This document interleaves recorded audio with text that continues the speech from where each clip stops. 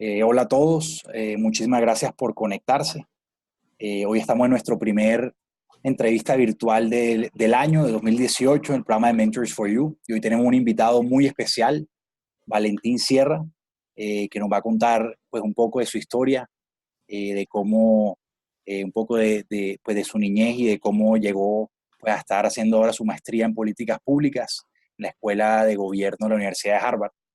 Eh, Valentín, para introducirlo, pues él es de Manizales, y él estudió su pregrado becado en Estados Unidos, en la Universidad de St. John's, en Minnesota, y pues ahí después trabajó en un think tank, en un centro de pensamiento en Washington, D.C., y también fue editor del portal Vox La Sea, un portal de investigación de la Asociación Económica de América Latina y del Caribe, donde sus intereses fueron básicamente la intersección de la productividad, la informalidad y el desarrollo económico sostenible en Colombia, donde pues quiere volver a ejercer puestos en el sector público en un futuro. Y luego Valentín hizo una maestría en Economía Internacional y Finanzas en la Escuela Johns Hopkins, y actualmente está haciendo su maestría en Políticas Públicas en la Escuela de Gobierno de Harvard.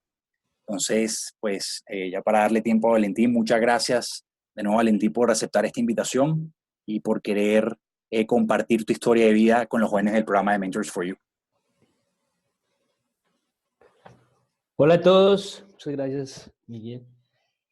Como ya saben, mi nombre es Valentín Sierra Arias, orgulloso manizaleño, y de verdad que ante nada me gustaría mucho felicitarlos por ser los más repilos, por ser esas personas que con entusiasmo y con disciplina y con liderazgo están sacando adelante esta generación de jóvenes del país. Los necesitamos y para mí es un honor estar aquí ante ustedes, que como yo han trabajado duro por cumplir sus sueños y que como yo han recibido la ayuda también de buenos mentores.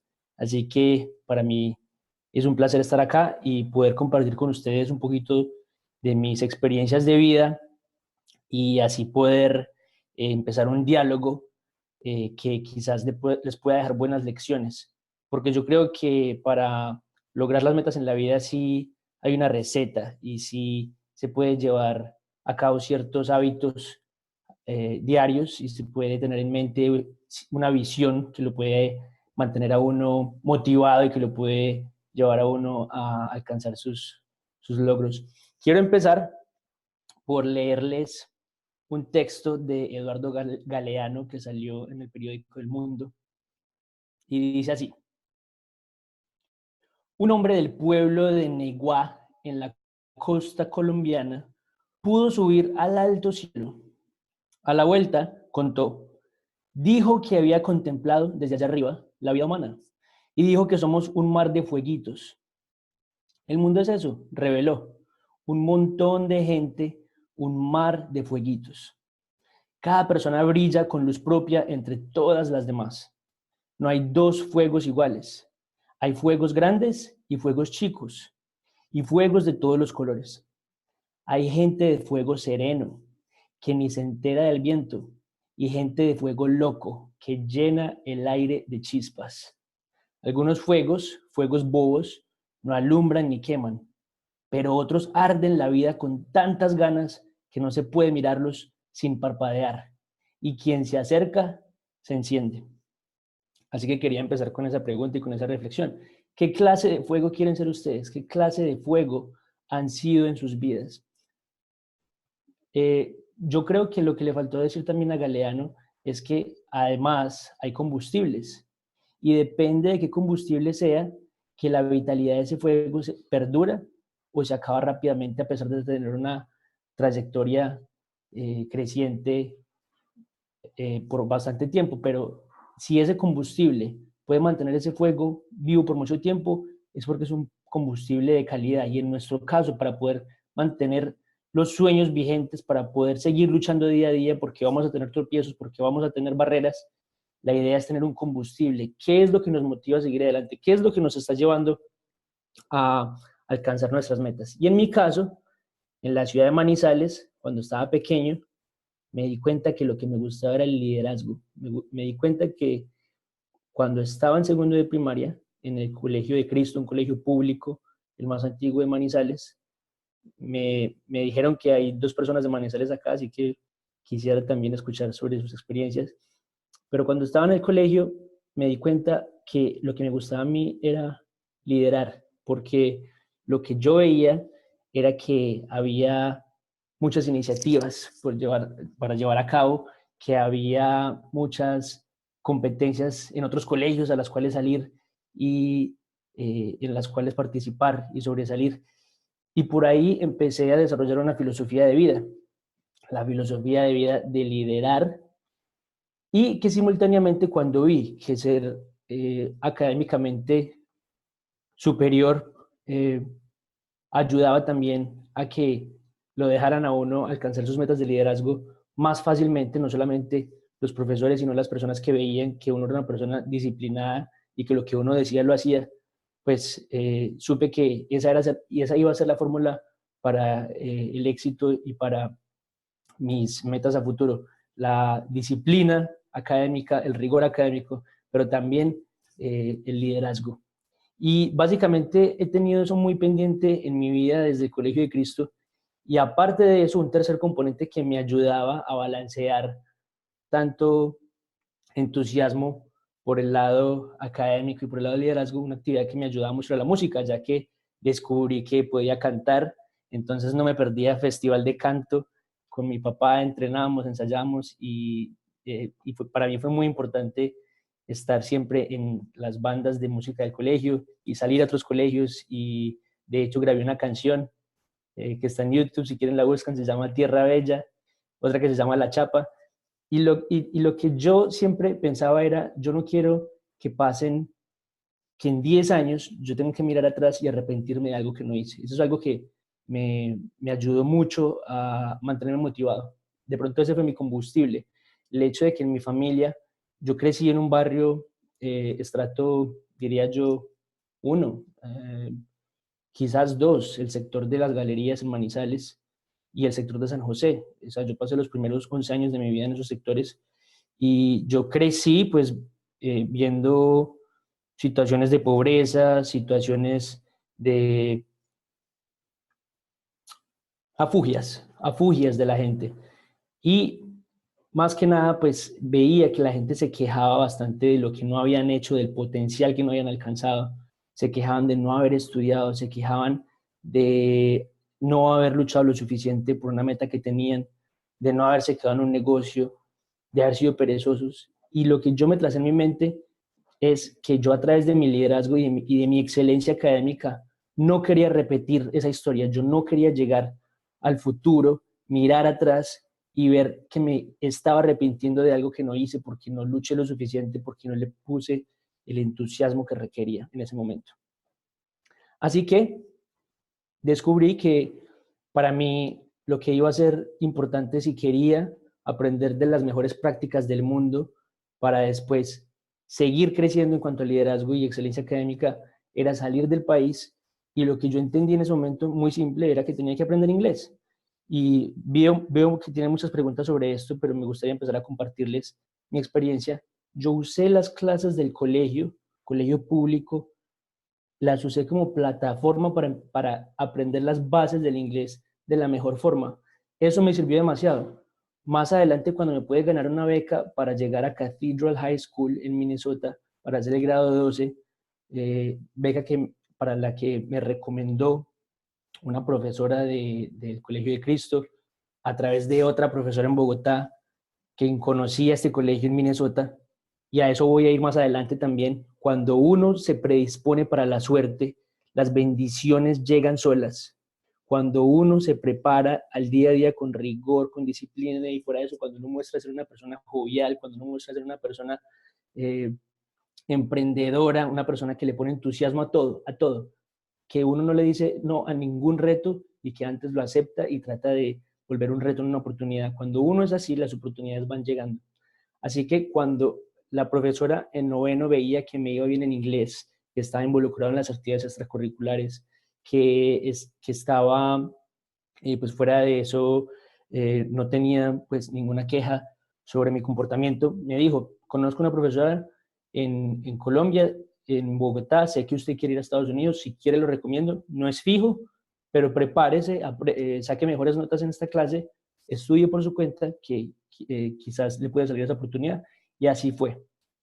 Eso me motivó a usar las clases del colegio como plataforma para aprender muy bien la gramática, y de ahí, cuando llegué a Estados Unidos, aunque no entendía nada, aunque estaba en la misma situación que quizás en la que quizás muchos de ustedes se encuentran, que es que cuando a uno le hablan rápido uno no entiende nada. Así estaba yo. De hecho, cuando yo me subí al avión por primera vez en mi vida para venir a Estados Unidos, no podía entender ni siquiera lo que me estaba diciendo la azafata ofreciéndome comida. Pero yo sabía que con esas bases gramaticales yo iba a poder aprender rápido, y así fue. Estaba en un salón de clase 8 horas al día, no entendía nada, pero eso solamente duró 3, 4 semanas.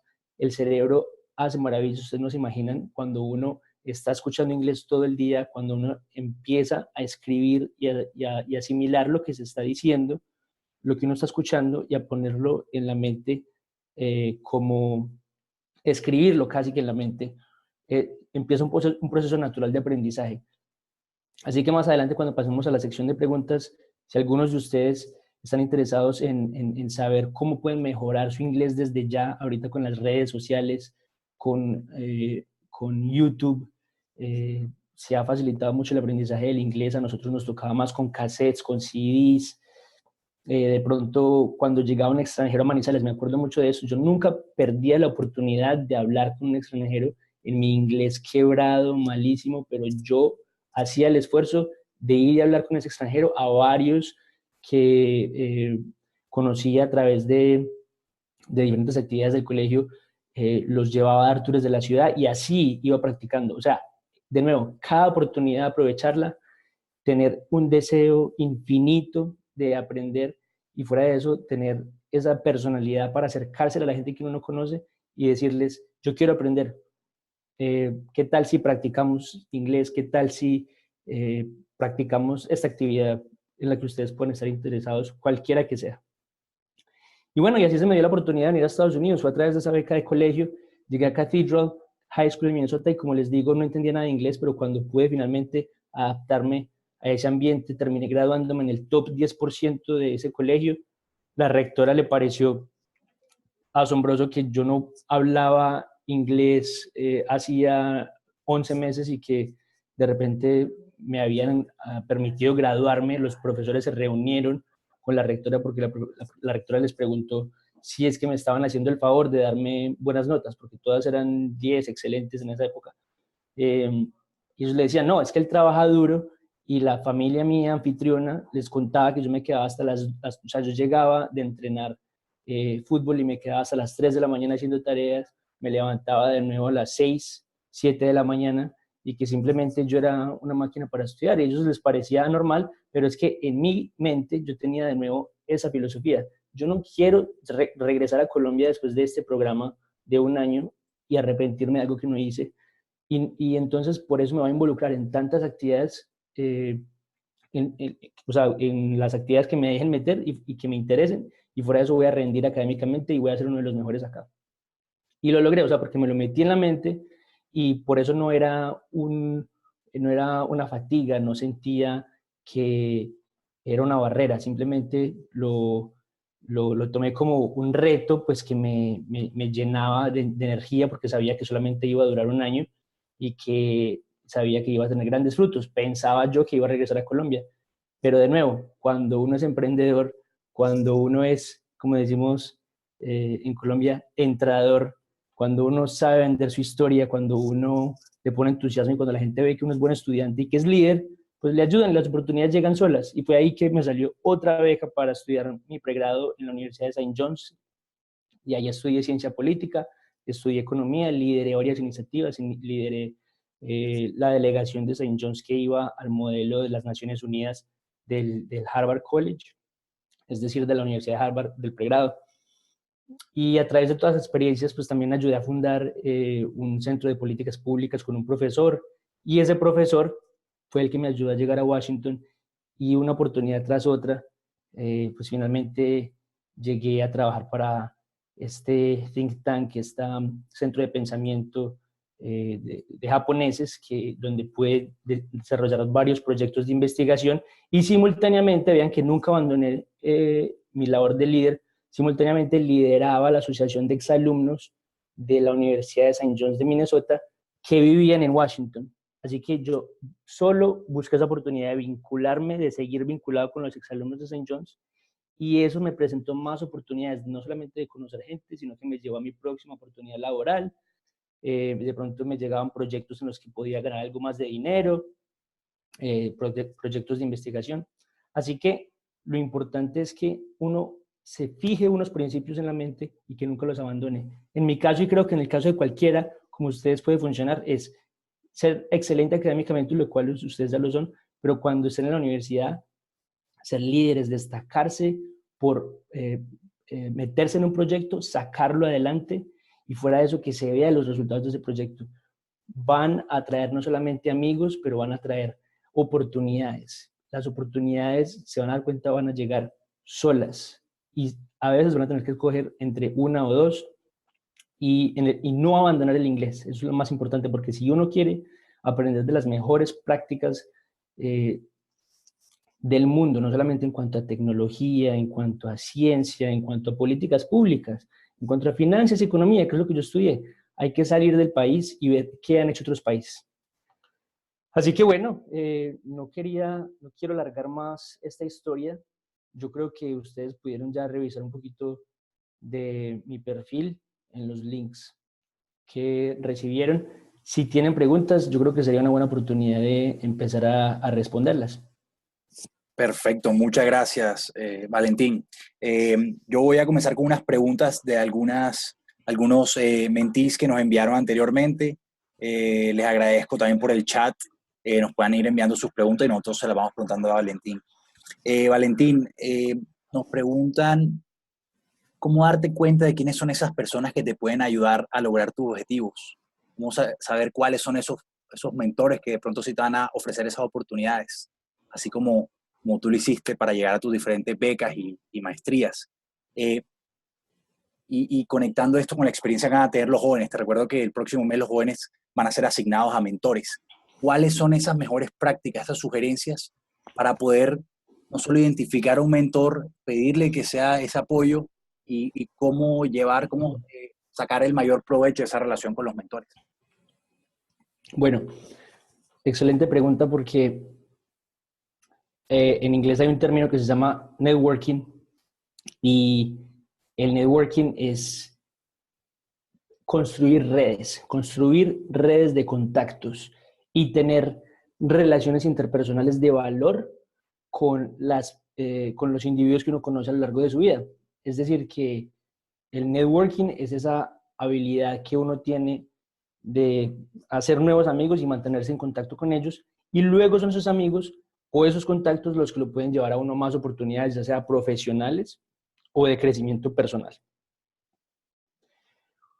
¿Cómo identificar esos mentores o personas que potencialmente lo puedan ayudar a uno? Es la pregunta del millón. En realidad, mi estrategia en la época en la que todavía apenas estaba empezando el Internet, entonces no teníamos acceso a mucha información virtual, de forma digital. Mi estrategia era simplemente desde el colegio acercarme a aquellos que me estaban enseñando, a aquellas personas que tenían más experiencia que yo, que eran mayores, los profesores. En la universidad, de nuevo los profesores, pero entonces en áreas que a mí me gustaban. Yo sabía que me gustaba la política y que me gustaba las políticas públicas, que me gustaba la economía. Entonces me metí a una clase, recuerdo, de gobierno de Estados Unidos, en la que el profesor, al ver mi entusiasmo, me identificó de una para ese proyecto de empezar el Centro de Políticas Públicas de la universidad. Es suerte también, pero es que la suerte se va dando a raíz de que uno pone su granito de arena todos los días, de hablar con la gente, de garantizar que la gente lo está viendo a uno trabajar duro por sus sueños, de que uno se esfuerza, de que uno es disciplinado, de que uno está rindiendo académicamente. Esas cosas se van dando solas, pero la razón por la que mencioné que en mi época, cuando estaba en el colegio, no teníamos internet, era que Ahora ustedes tienen la posibilidad, ahora que están identificando mentores, tienen la posibilidad de utilizar un recurso muy útil y se los voy a recomendar, LinkedIn. En LinkedIn ustedes pueden ir y buscar a dicha persona, ver lo que han hecho en el pasado y ver si de pronto, y ver si de pronto esas experiencias laborales que ellos han tenido son de interés para ustedes. Pueden utilizar LinkedIn, también, pues obviamente simplemente Google, pero les recomiendo mucho esa herramienta de LinkedIn porque incluso ahora la utilizamos mucho los estudiantes de maestría para seguir identificando mentores y seguir identificando personas a las cuales nos gustaría seguir en sus pasos.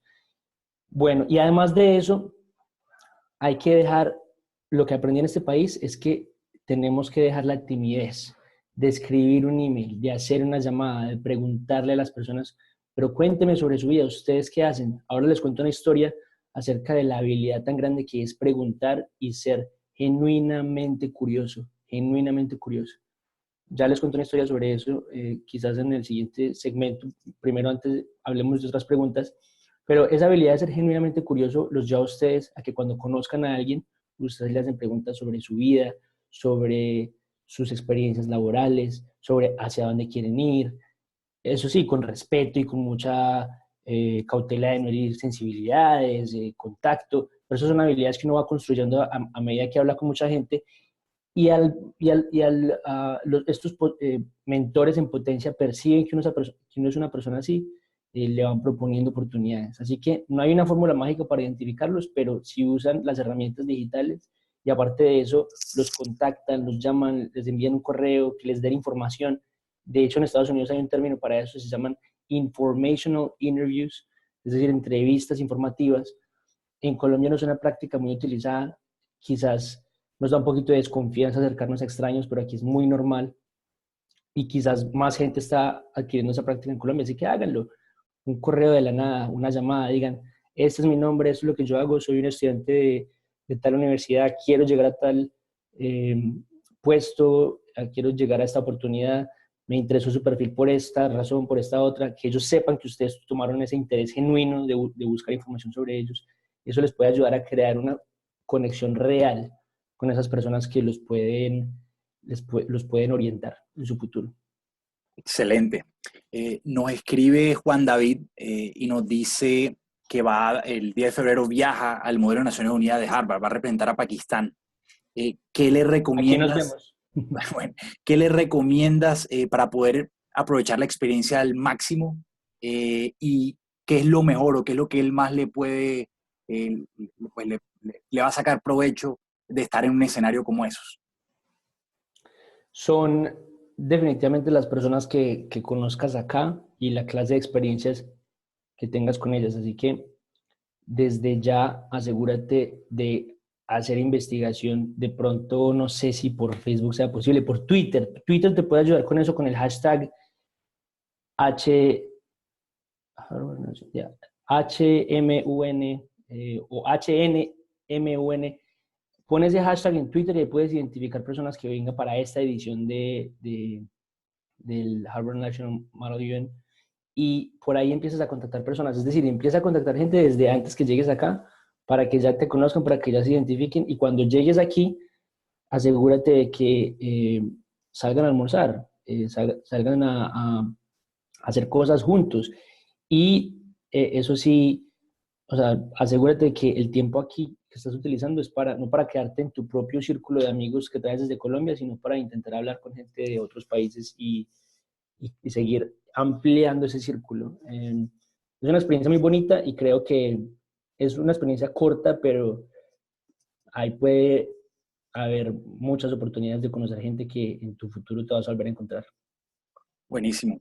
Valentín, ¿cuáles, digamos que muchos de los jóvenes, digamos que han pasado o de pronto pasarán por momentos en que se sienten solos, en que sienten que la presión académica está muy fuerte? Muchos de los jóvenes vienen de otras de regiones rurales.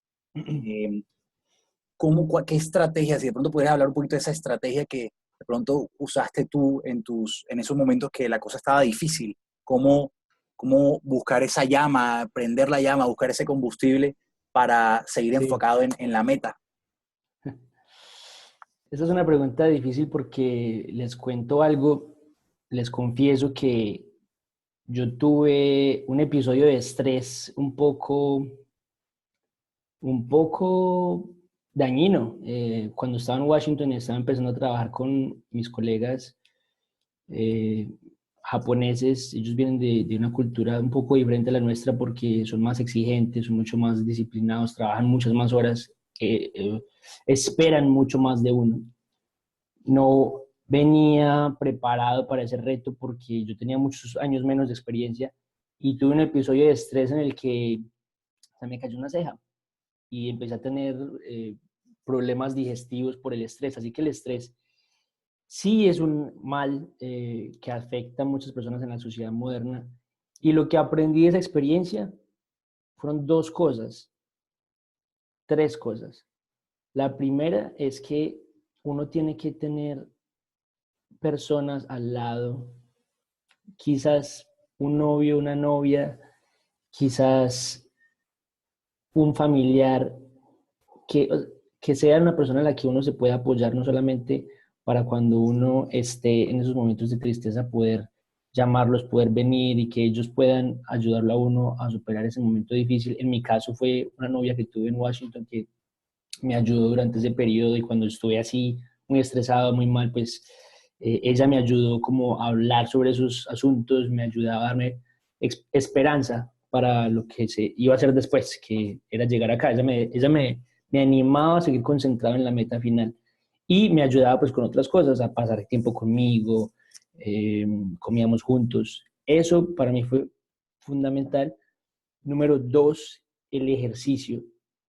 Conocí lo que era el ejercicio, lo que era ir a un gimnasio, lo que era trotar por las mañanas, por ejemplo, si uno va y hace 20 minutos de cardio, incluso 15 minutos, o uno simplemente en la calle trota 15 minutos, el cuerpo siente esa diferencia y el cuerpo lo que hace es sacar energía que uno no sabía que tenía adentro y eso le da a uno más vitalidad y más concentración y más tranquilidad mental para poder afrontar esos momentos. Así que sacar los 15 minuticos para hacer cardio, para levantar un poquito de pesas, eso ayuda bastante. Y la tercera cosa que aprendí es que a veces uno tiene que dejar de ser tan fatalista. De hecho, estos días estaba hablando con alguien que se graduó de aquí de la Escuela de Gobierno de Harvard y de hecho 5 personas decían lo mismo en un panel en el que estuve. Decían que ellos deseaban no haberse estresado tanto por las notas o haberse estresado tanto por sacar las mejores notas necesariamente porque tuvieron un impacto negativo en su salud y fuera de eso, después cuando llegaron a un trabajo, pues no les preguntaron ni siquiera qué notas tenían en la universidad. Entonces, pero bueno, eso es a nivel de maestría, ya, o cuando lleguen a la maestría o al doctorado, ya las notas no son tan importantes. Ahorita en la universidad, en el pregrado, las notas sí son muy importantes porque para llegar a una universidad de prestigio, para hacer una maestría o un doctorado, lo primero que van a mirar son sus notas. Pero lo que me pareció importante de esa reflexión que ella hacía es que a veces uno tiene que tomar un paso atrás y no ser fatalista y pensar, es que si no saco la mejor nota en esta universidad, a pesar de que no estoy durmiendo, a pesar de que no estoy comiendo bien, a pesar de que me está dando estrés y se me cayó la ceja, si no saco la mejor nota, pues mi futuro se va a arruinar. No necesariamente. Eh, es más, muy seguramente eso no es lo que sucede. Así que si ustedes están llegando a un punto en algún momento de sus vidas en el que están ya para quebrarse, están quebrantados, no tienen nadie que los apoye, no les queda tiempo ni siquiera para sus 15 minutos eh, de ejercicio, están haciendo algo mal y quizás están poniendo mucha más carga en su horario y en su integridad física de lo que un ser humano pues puede soportar, porque debería haber tiempo para esas cosas. Perfecto. Nos gustaría que nos contaras un poquito de tu experiencia ahora en la escuela de gobierno y me gustaría dos preguntitas aquí. La primera, la diferencia en la educación en Harvard con la educación de pronto que con la que tú has conversado con amigos en Colombia. Y la segunda, ¿cuál es ese factor común, esos estudiantes de tus compañeros de clase? ¿Qué ves en ellos que tú digas, esta es la clave para ser exitosos o tan motivados o tan líderes? Bueno, yo me he hecho una pregunta varias veces y es, ¿por qué la Universidad de Harvard, Harvard University, es un lugar tan especial, porque se han graduado 7 presidentes de Estados Unidos de esta universidad, porque Mark Zuckerberg, el fundador de Facebook, se estudió aquí, porque Bill Gates, porque, en fin. Y a medida que yo voy a mis clases y que conozco gente de todas las facultades de la universidad, gente que está tomando las mismas clases y que está en las mismas carreras de estos personajes que ahora son líderes. De hecho, no hay que ir muy lejos, no hay que ir muy lejos. Aquí de la Escuela de Gobierno de Harvard se graduó Ban Ki-moon, que fue es el secretario general de las Naciones Unidas. Perdón, era, ya no, hasta hace poco. Y se graduó Juan Manuel Santos, Uribe también pasó por acá, es decir, líderes de todos los países. Ha habido 16 líderes mundiales que se han graduado de esta universidad. Yo me hago esa pregunta, ¿qué tiene este lugar de especial, esta facultad de gobierno? Y lo que yo noto es que Harvard, como ya tiene una reputación establecida, lo que ellos hacen es atraer personas que ya tengan un perfil destinado a tener un impacto en la sociedad. Eso quiere decir que todos estamos a tiempo de formar, de tener ese perfil que nos va a ayudar a ingresar a una universidad como esta, porque lo que Harvard aprecia es el liderazgo. Hay 1000 preguntas de liderazgo en las aplicaciones. ¿Qué actividades de liderazgo ha tenido en el colegio? ¿Qué actividades en la comunidad ha implementado? Cursos de liderazgo que se ha tenido. Y aparte de eso, pues hay un componente de habilidad para las letras y para las matemáticas. Entonces, claro, hay un examen de admisión en el que le miden a los estudiantes esa capacidad de razonar problemas, de analizar problemas cuantitativos y problemas que requiere hacer cálculos mentales rápidos. Pero tampoco hay que sacar puntajes perfectos. O sea, si Harvard ve que uno es un muy buen líder, se destacó mucho académicamente en el colegio, en la universidad, pero de pronto no le fue tan bien en ese examen, pues igual Harvard ha dejado de entrar mucha gente así. De hecho, eh, el examen no es lo primordial es que uno muestre una historia de vida caracterizada por el liderazgo, caracterizada por el rigor académico, y si uno logra mostrar esa ascendencia y mostrar que uno ha sido constante y consistente, muy seguramente va a entrar acá. Entonces, Harvard, al aceptar personas así, lo que uno nota a diario es que todos los compañeros con los que uno estudia pues han tenido unas experiencias de vida en organizaciones de peso, en organizaciones que tienen impacto en la sociedad. Entonces yo tengo amigos que trabajan, pues que estaban en el ejército antes, o había otros que estaban en la Fuerza Aérea volando aviones, había otros que estaban de asesores de las Naciones Unidas, del Banco Mundial, había otros que trabajaban en la Casa Blanca con Obama, etcétera, etcétera, etcétera. Pero son personas que se han destacado por eso, por su liderazgo y porque han sido buenos estudiantes y porque además tienen buenas habilidades interpersonales. Así que, y son cosas que se pueden desarrollar, son cosas que uno puede aprender. Y lo que más me ha gustado de estar acá es que, para ir a la segunda parte de la pregunta, es que es diferente a Colombia en que hay mucha interacción entre los docentes y los estudiantes. Desde que uno llega al aula de clase hay casos de estudio, hay lecturas que uno debió haber hecho previo a la clase, que todo el mundo las hace porque es indispensable y primordial, es indispensable y primordial para las discusiones en la clase. Y todo el mundo es responsable con hacer sus lecturas antes de la clase, con venir listo a hacer preguntas, a contribuir su opinión, y el profesor siempre trata de indagar un poquito más allá de lo que uno quiere decir cuando uno cuando uno tiene una opinión, un concepto, y no es que le digan a uno, usted está equivocado, sino que lo tratan de llevar a uno hasta ese punto que uno diga, bueno, de pronto como yo lo estaba pensando, no era la manera de hacerlo. Y todo es a través de discusiones en clase y de usos de tecnología que son increíbles. Cada rato votamos con el celular para ciertos problemas que salen en la pantalla, y todos votamos a través del celular y llegamos a conclusiones en grupo así. Hay muchas entrevistas de expertos en otros países que discutimos un caso de estudio y de repente sale el experto en la pantalla y nos dice cuál fue la conclusión de este programa implementado por el gobierno o por una compañía que estábamos discutiendo en clase, pero ellos nos dicen cuál fue la conclusión y nos dejan hacer las preguntas. Es decir, si hay una diferencia muy amplia acerca de lo que uno ve generalmente en otros países. Y aún no he respondido a esa pregunta, ¿por qué Harvard es un lugar especial? Pero yo creo que es porque ellos logran identificar esas personas que ya vienen dispuestas a tener un impacto en la sociedad y simplemente les dan más herramientas y más contactos y más combustible, yo creo, para seguir con esos sueños y con esas ideas de cambiar la sociedad. Buenísimo. Andrea nos cuenta que ella está haciendo un intercambio en Alemania, no maneja el idioma y siente que está como en un choque cultural, siente que allá son bastante cortantes, Sí. solo hablan lo necesario.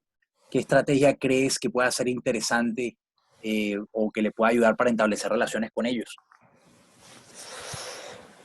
Eso es difícil porque cuando yo estaba en Minnesota, lo que me sirvió es que cuando había actividades para mostrar talentos, entonces yo iba a cantar, por ejemplo, me metí a tenis, entonces ahí conocí mi mejor amigo de Minnesota, con quien todavía sigo en contacto después de 12 años.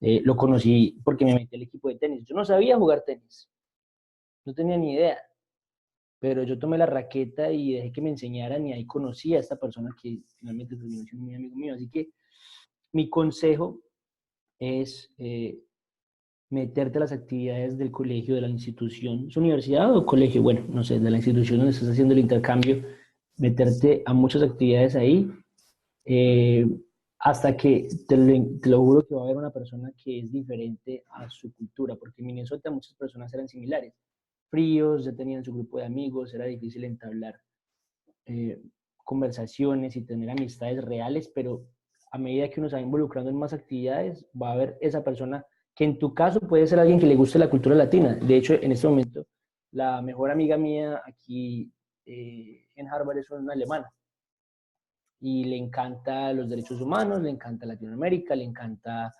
eh, los asuntos relacionados a las relaciones internacionales. Entonces, así hay que hacer, uno tiene que ir y explorar diferentes actividades hasta que uno conozca personas que son diferentes al estereotipo cultural. Pero no te rindas, no te dejes aburrir, que esas personas sí existen. Lo que pasa es que hay que también poner un granito de arena y salir de la zona de confort y hacer actividades que uno ni siquiera ha hecho antes. Valentín, ahora que has estado digamos, conociendo a personas de tantas culturas, de tantos países, ¿cuál de pronto puede ser ese factor común de la cultura colombiana que debamos apropiarnos y maximizarlo y Sí. lograr pues aprovecharlo? ¿Cómo esto puede contribuir a mejorar esa percepción que tiene de pronto otros de Colombia todavía?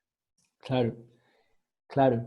Me encanta esa pregunta porque yo creo que a veces nos tiramos muy duro, a veces somos muy pesimistas con la dirección que tenemos como sociedad, como país. A veces criticamos mucho nuestra cultura, pero hay muchos aspectos rescatables y únicos y originales de nuestra cultura que nos pueden ayudar a llevarnos como individuos y luego como sociedad a nuevos horizontes. Yo lo que rescato de la cultura colombiana es lo emprendedores, pero más de ser emprendedores, recursivos. Es que somos recursivos. Aquí a veces yo veo que hay personas de varias culturas que ante un problema pues simplemente tratan de pronto trabajar dentro del mismo status quo o recurrir a las mismas herramientas una y otra vez para resolver un problema, pero el colombiano desde ya está pensando, no, pero tiene que haber una manera diferente. ¿Qué tal si yo lo hago de otra manera o voy con esta otra persona y colaboro con esta otra persona para hacerlo? O sea, somos mucho más enfocados en que funcione y así a veces podemos llegar a soluciones muy innovadoras. Entonces, yo diría que ser no solamente recursivos, no solamente emprendedores, pero que también no nos da pena ir a hablarle a alguien que no conocemos, pues, y simplemente tratar de tocar puertas para poder hacer que estos proyectos tengan soluciones. Y hay gente de otras culturas que vienen de lugares donde es más difícil salir de esa zona de confort y hablarle a otras personas. Tenemos esa facilidad.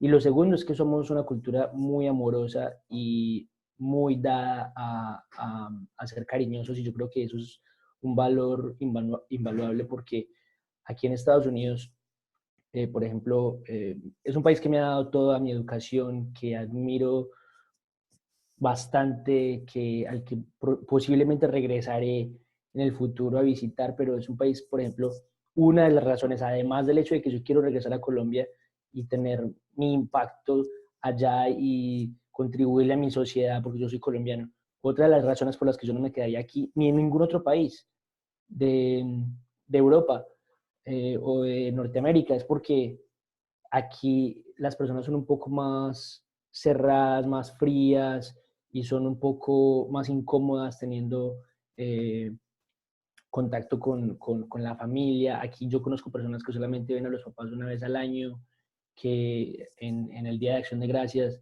personas que dejan a los papás en un asilo o que los dejan bueno, no sé, que básicamente hay abandono entre las personas, y eso se ve mucho acá, y también se ven muchas enfermedades mentales porque la gente vive muy sola. En Colombia todavía tenemos esa cultura y esa necesidad de estar en contacto con las otras personas, y eso nos ayuda mucho a encontrar eh, felicidad al estar rodeado de gente que queremos, que nos quiere, y eso nos ayuda a seguir motivados también. Ese combustible sin el amor no es nada, no solamente de la familia, pero de los papás. Perdón, no solamente de la familia, sino de los amigos también, de las personas que uno va conociendo en el camino. Así que yo creo que eso es lo más rescatable de Colombia, y fuera de eso que además tenemos una habilidad enorme para los negocios y para crear valor. Eh, y esa es una capacidad muy importante, porque si uno no crea valor, uno simplemente toma lo que le dan y no sigue avanzando las oportunidades. Y les puedo poner un ejemplo sobre eso. Yo ahorita estoy planeando la conferencia Colombia 2040. Colombia 2040, una conferencia de colombianos aquí en Harvard y MIT, el Massachusetts Institute of Technology. Es la quinta edición de la conferencia, pero por ejemplo nunca antes había explorado la posibilidad de tener patrocinios del sector privado. Siempre la conferencia se había hecho con $4,000 que daba la Universidad de Harvard y MIT juntos, y con fondos que simplemente recopilaban aquí. Pero pues yo llegué y yo dije, bueno, tiene que haber otra manera. ¿Por qué no empezamos a enviar solicitudes de patrocinio a Colombia, a entidades, bueno, a empresas colombianas, a empresas que tengan intereses en Colombia? Y por ejemplo, así ya pude recoger $1,500, que antes se demoraban recogiendo meses, o que simplemente eh, no los podían ni siquiera recoger en la fiesta que hacen para recoger fondos. Así que pensar de manera innovadora y, y, y dejar la timidez de proponer ideas nuevas, porque me van a decir que no se puede, se van a burlar, o yo soy el nuevo. No. Y un consejo que me ha parecido muy útil es que a veces uno tiene que proponer sus ideas y simplemente o sea, ir para adelante y disculparse después. Entonces, yo creo que eso es lo que tenemos los colombianos, que tenemos que explotar. Buenísimo. Valentín, muchos de los jóvenes están entre sexto y octavo semestre Ujú. y están en ese proceso de decidir qué quieren hacer con su vida, cuál va a ser esa práctica laboral, ese primer trabajo, cómo proyectarse en el corto, mediano o largo plazo.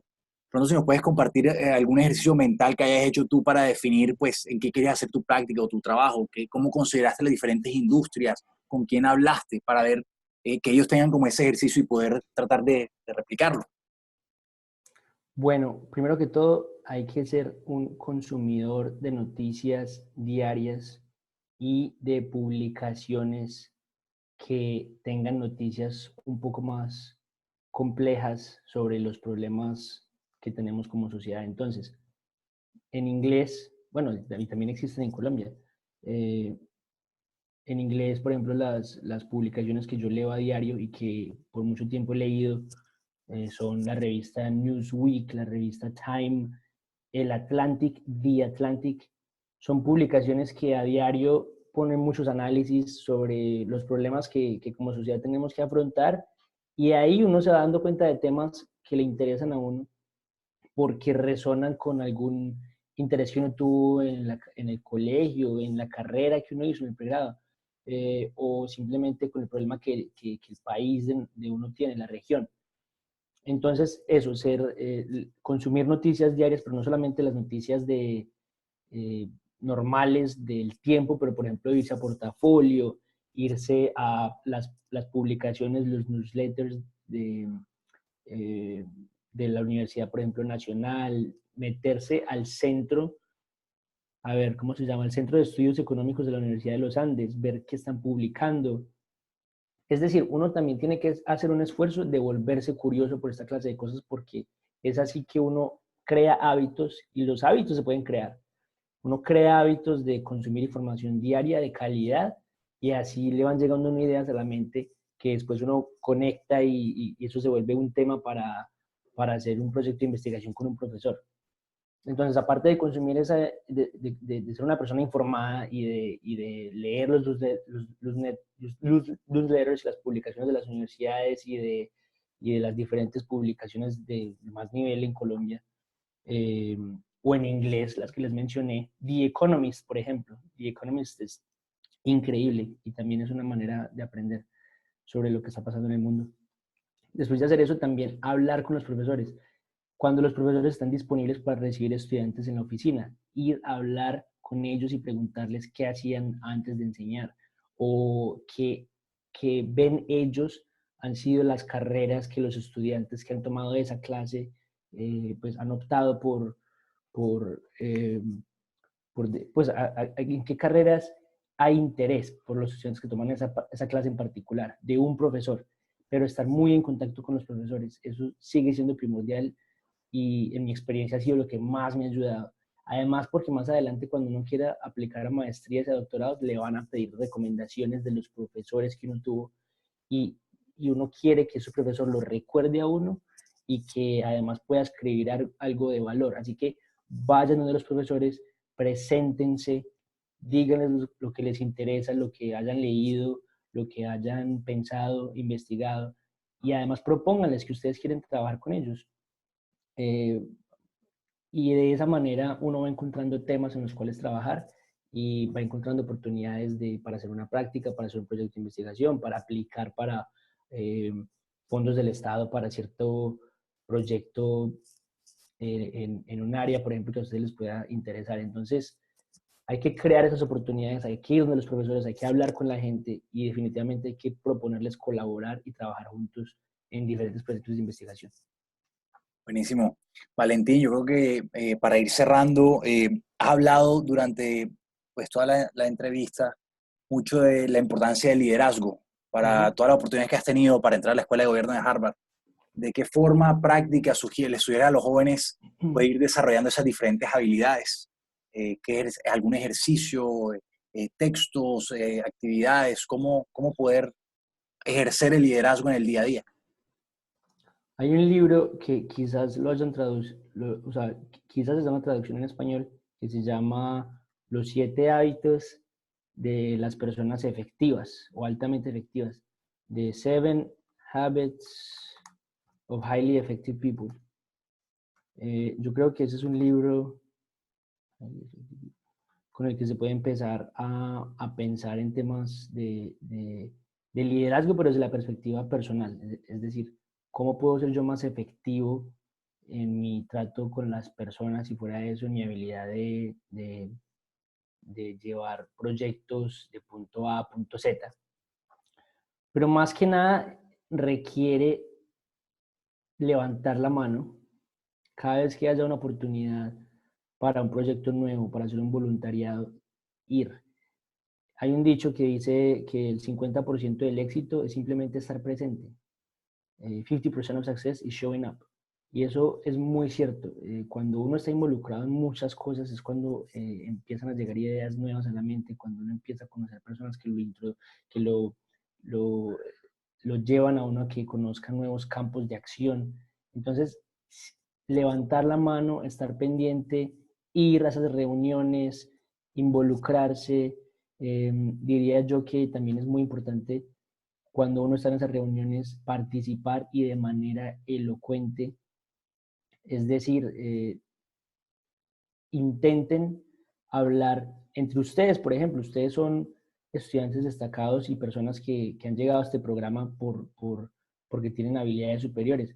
Entre ustedes mismos, reúnanse y practiquen sus habilidades de, no sé si de debate, o sea, no tiene que ser de debate, pero cómo se expresan ustedes. Una persona que se expresa bien tiene más credibilidad, una persona que mira los ojos y que utiliza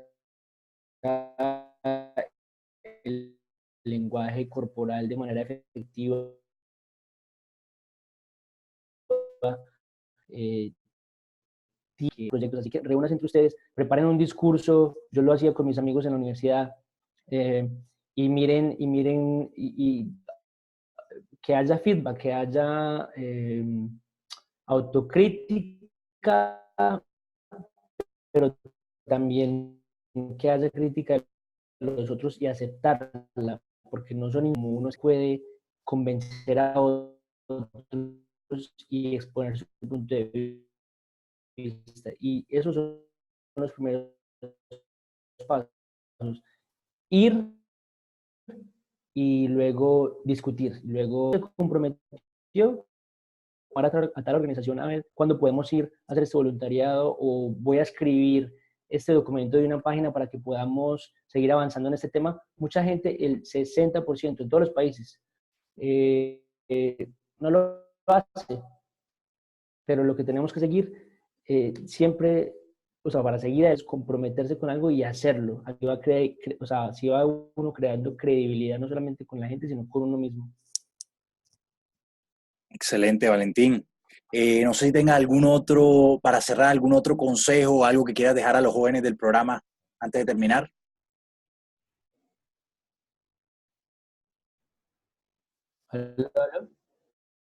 Sí, ¿nos escuchas? ¿Aló, Valentín?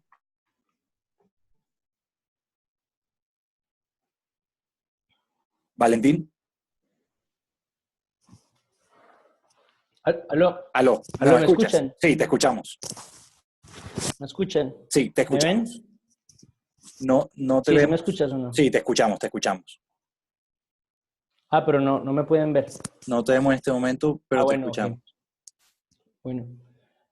Bueno, por favor, nunca se crean el cuento de que son los más inteligentes. ¿Sí me escuchan? Sí, te escuchamos. Te escuchamos. Ok, ¿ya? Sí, Ya, listo. Por favor, nunca se crean el cuento de que son los más inteligentes, de que son una lumbrera, porque les cuento, al estar aquí, me he dado cuenta que hay personas mucho más inteligentes que uno. Pero es que la inteligencia no es la clave del éxito, no es la inteligencia. ¿La inteligencia qué es? Es una habilidad innata de pronto de aprender cosas, de recibir información, de regurgitar datos. Eso puede ser la inteligencia, pero en realidad la inteligencia emocional es lo que es más importante, la habilidad de relacionarse con otros, la habilidad de saber cuándo contribuir la opinión de uno y cuándo llevar un proyecto a cabo que lo va a ayudar a uno. Y esa inteligencia emocional la va desarrollando uno al ir interactuando con las personas, al ir o sea, al involucrarse en diferentes proyectos, al tratar de ser líder. Mi consejo es ese, que cuando alguien les diga que ustedes son muy inteligentes o cuando uno simplemente eh, empieza como a creerse entonces un poquito mejor porque uno se cree el más inteligente, paren y analicen lo que están pensando, lo que están haciendo, porque ese es el peor error que uno puede cometer, pensar que uno empieza a estar por encima de otros, que uno es mejor que otros, y entonces, porque entonces no le permite a uno ya después escuchar ideas, seguir aprendiendo, seguir siendo eh, curioso y de repente entonces la gente para de aprender. Así que mucha humildad, mucho trabajo duro, mucha disciplina, pero entonces gócesenla. Es decir, cuando se vayan a divertir, diviértanse. Conozcan muchos amigos, salgan con ellos, pero que tengan claro que ustedes se están formando para ser líderes y para ser buenos estudiantes y ante nada para ser personas humildes y que le contribuyan a la sociedad colombiana porque los necesitamos. Valentín, muchas gracias por tu tiempo. La verdad es que ha sido una charla muy inspiradora y seguramente aquí los 100 jóvenes del cohorte actual se van a identificar mucho con lo que has dicho y ven en ti un ejemplo a seguir. Espero que puedas volver pronto a Colombia y a causar un gran impacto en nuestro país, a seguir inspirando a otros jóvenes. Así que de nuevo, muchas gracias por tu tiempo. Claro, y muchas gracias a ustedes y espero que sigamos en contacto a través de las redes sociales. Si tienen alguna pregunta, si tienen algún comentario, más que dispuesto y más que disponible aquí para ustedes. Y vengan a visitarme a Harvard, por aquí los espero. Y apliquen, eso sí.